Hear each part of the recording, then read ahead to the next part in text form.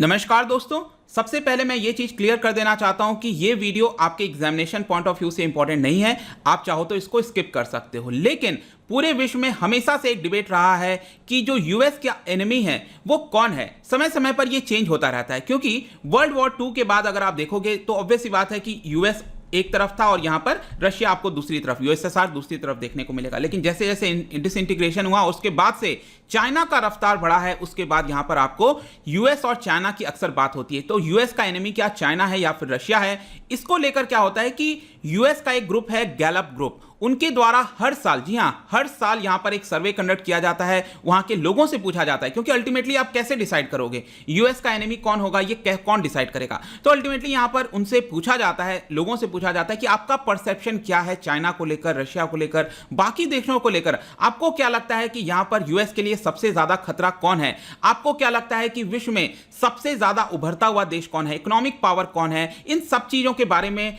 जो है आपका सर्वे किया जाता है और इसी को लेकर यह आपका निकाला गया है। तो हम इसमें जानेंगे कि एग्जैक्टली हुआ क्या है जिसकी वजह से यहां पर रशिया को रिप्लेस कर दिया है चाइना ने। चाइना अब सबसे बड़ा एनिमी बन गया है यूएस का। तो काफी कुछ जानने को है, चलिए आगे बढ़ते हैं। मैं हूं अंकित अग्रवाल और अपडेट के लिए आप मुझे फॉलो कर सकते हैं इंस्टाग्राम, फेसबुक और ट्विटर पर। मेरे लेक्चर की हर पीडीएफ आपको फेसबुक पर तो मिलेगी ही, प्लस साथ में आप मेरा टेलीग्राम चैनल ज्वाइन कर सकते हैं by searching Ankit Agarwal official. और जैसा कि आपको पता है कि यूपीएससी के एग्जाम्स आने वाले हैं, अगर आप अपनी प्रिपरेशन कर रहे हो 2021 या फिर 22 के लिए, आप हमारे यूपीएससी कोर्स को ज्वाइन कर सकते हैं, जहां पर आपको कॉम्प्रिहेंसिव वे में सभी कुछ स्टैटिक प्लस करंट एक जगह उपलब्ध करा दिया जाता है। चलिए यहां पर एग्जैक्टली देखते हैं हुआ क्या है। तो ऐसा बताया गया है सर्वे के अंदर, यह चीज निकल कर आई है कि 2020 के अकॉर्डिंग, आपने देखा ही होगा 2020 में क्या क्या चीजें हुई थी, कोविड से लेकर और पूरा जो रिसेशन और कितनी सारी चीजें हमें देखने को मिली।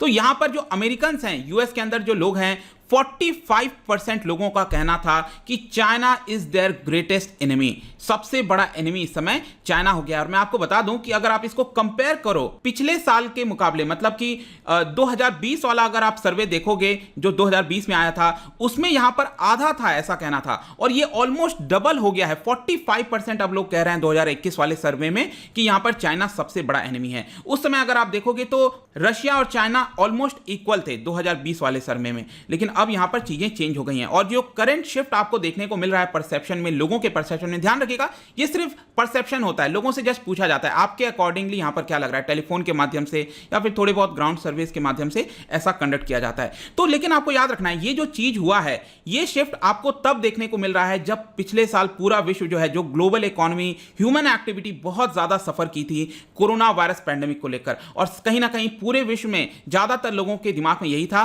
कि यहां पर चाइना इसके लिए सबसे ज्यादा जिम्मेदार है। यह सर्वे आप देख सकते हो फरवरी 3 से लेकर फरवरी 18 के बीच में कंडक्ट किया गया था और उनसे पूछा गया था। लेकिन ऐसा नहीं है कि यूएस में सब लोग चाइना को हेट ही करते हैं, एनिमी की तरह से देखते हैं, कुछ लोग फेवरेबल भी होते हैं, लेकिन फेवरेबल की संख्या इस समय सबसे नीचे आ चुकी है। सिर्फ 20% लोगों ने कहा है। पहले ऑलमोस्ट 30%, 40% लोग फेवर में भी रहते थे चाइना के, लेकिन अब यह संख्या सिर्फ 20% हो गई है। और ये जो परसेप्शन में आपको राइज देखने को मिल रहा है कि चाइना हमारा सबसे ग्रेटेस्ट एनिमी है, इसके साथ साथ और भी कई सारे देश हैं, जैसे कि ईरान का अगर आप देखोगे तो इसमें 15% की गिरावट हुई है। इनफैक्ट यहां पर आपको अच्छे से टेबल में मैं आपको दिखाता हूं। आप यहां पर देखो, ईरान का आप देखो, 2020 वाले सर्वे में यहां पर ईरान को लेकर यूएस के अंदर 19% लोग कहते थे कि वो हमारा सबसे बड़ा एनिमी है, और यहां पर अब सिर्फ 4% लोग कह रहे हैं। मतलब कि जो तकरार है आपको कम देखने को मिल रहा है। लेकिन चाइना का अब आप देखो, यहां पर 22% लोगों ने सिर्फ कहा था चाइना सबसे ग्रेटेस्ट एनिमी है, लेकिन अब यह हो गया है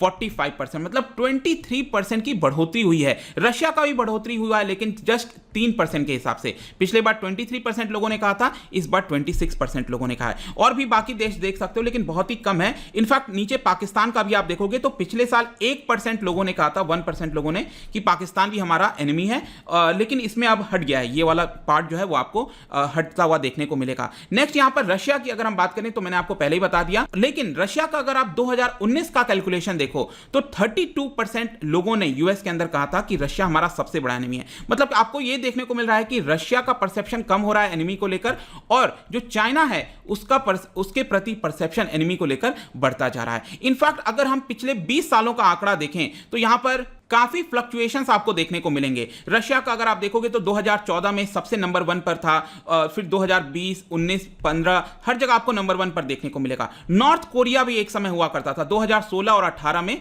नॉर्थ कोरिया भी सबसे ग्रेटेस्ट एनिमी में होता था। इसके पहले अगर हम देखें यहां पर तो जो ईरान है 2006 से लेकर 8 के बीच में, 11 में, 2012 में सबसे ग्रेटेस्ट एनिमी था। इराक भी आपका 2001 में और 5 में, क्योंकि आपको याद होगा जो 9/11 का पूरा अटैक वगैरह हुआ उसके पर्सपेक्टिव से जो मिडिल ईस्ट में है वहां पर सबसे ज्यादा ग्रेटेस्ट एनिमी हमें देखने को मिलते हैं। ये भी आप चाहो तो अलग अलग जो चाइना और रशिया और नॉर्थ कोरिया ये अच्छे से ट्रैक किया हुआ है, आप इसको पॉज करके देख सकते हो। लेकिन यहां पर एक और इंपॉर्टेंट चीज मैं आपको बताना चाहता हूं। अमेरिका के अंदर आपने देखा होगा 2 पार्टी सिस्टम मेनली कहा जाता है, क्योंकि वही डोमिनेंट है। एक तरफ है रिपब्लिकन पार्टी को कौन सपोर्ट करते हैं? डोनाल्ड ट्रंप जो अभी आते हैं आपके, और डेमोक्रेट्स अभी के इस समय जो बाइडेन प्रेसिडेंट है वो डेमोक्रेट्स की तरफ से हैं, राइट। तो यहां पर कुछ लोग ऑब्वियस सी बात है यूएस में रिपब्लिकन को सपोर्ट करते हैं, कुछ लोग डेमोक्रेट्स को सपोर्ट करते हैं। तो यहां पर आप देख पाओगे जो रिपब्लिकन के सपोर्टर हैं उनके पर्सपेक्टिव से चाइना उनका सबसे बड़ा एनिमी है। ध्यान रखिएगा, जो रिपब्लिकन के सपोर्टर्स हैं, जो डोनाल्ड ट्रंप के सपोर्टर्स हैं, उनका कहना है कि चाइना हमारा सबसे बड़ा एनिमी है। और जो बाइडेन के सपोर्टर हैं, डेमोक्रेट्स के सपोर्टर हैं, उनके मामले में रशिया सबसे बड़ा एनिमी है। यह भी एक काफी बड़ी चीज है, इसको ध्यान रखिएगा। इसके अलावा उनसे यह भी पूछा गया कि वर्ल्ड का लीडिंग इकोनॉमिक पावर कौन है। अब आप खुद सोच के देखो, आप किसी भी देश के अंदर, यूएस के अंदर वहां के लोगों से पूछोगे तो ज्यादातर आपको यही लगेगा कि यूएस को ही बोला जाएगा लीडिंग इकोनॉमिक पावर। नहीं, यहां पर उन्होंने यह भी बोला है कि चाइना बहुत तेजी से प्रोग्रेस किया है, और चाइना आज के डेट में आधे मतलब 50% के ऑलमोस्ट आसपास जो लोग हैं उन्होंने कहा है कि चाइना आज के डेट में लीडिंग इकोनॉमिक पावर है। और ये क्लियरली दिखता भी है, जिस तरह से चाइना ने ग्रो किया है पिछले 20-30 वर्षों में, वो क्लियरली हमें दिखाता है कि चाइना बहुत तेजी से उभरता हुआ देश है। और ये जो परसेप्शन जो आपको देखने को मिल रहा है वो डिपेंड करता है कि यूएस का सिचुएशन उस समय कैसा था।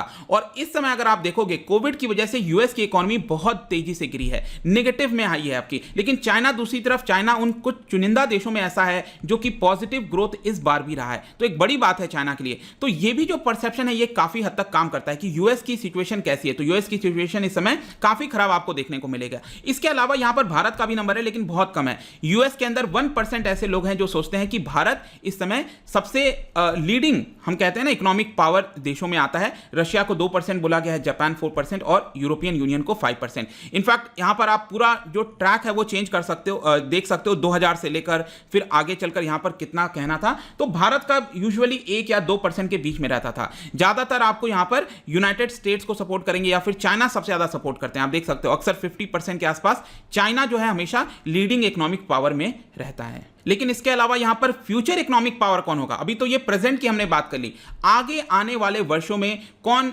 लीडिंग इकोनॉमिक पावर बनेगा, तो इसको लेकर यूएस के जो लोग हैं उनका डिवाइड अगेन आपको देखने को मिलेगा।